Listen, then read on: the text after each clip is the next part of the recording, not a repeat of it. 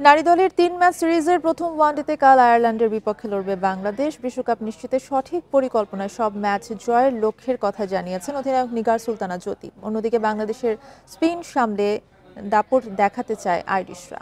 মিরপুরে ম্যাচ শুরু সকাল 10টায়। হোম অফ ক্রিকেটে একদিকে সংস্কার কার্যক্রম চলমান, অন্যদিকে নারী দলের ওয়ানডে সিরিজের ব্যস্ততা। ট্রফি নিয়ে ফটোশুটেও ভিন্নতা এনেছে বিসিবি। বাংলাদেশও চাইবে পারফরমেন্সে বদল আনতে। আইরিশদের হারিয়ে ট্রফি জেতার চেয়ে বিশ্বকাপ নিশ্চিত করা বেশি গুরুত্বপূর্ণ। সে লক্ষ্যে ৩ ম্যাচে জয় চায় বাংলাদেশ।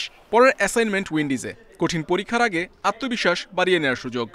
অপোনেন্টকে আসলে লাইটলি নেওয়ার কোনো অবকাশ নেই আমাদের।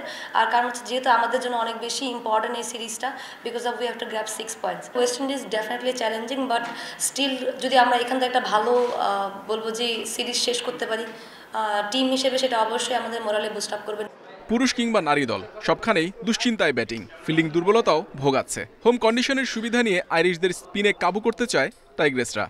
এই ফরম্যাটটাতে বলবো যে আমাদের যে ব্যাটারগুলো আছে হয়তো একটু সময় নিয়ে ব্যাটিং করলে, যেহেতু ব্যাটিংটাই বেশি প্রবলেম দেখা যায়, সো এখানে তো সময় নিলে কোনো এত বেশি প্রবলেম নেই। আমাদের ওয়ানডে যে প্লেয়ারগুলো বেসিক্যালি যারা রান করে আসে কনসিস্টেন্ট, তারা খুব ভালো করেছে সেসব ম্যাচগুলোতে, সো আমি কনফিডেন্ট টিম নিই।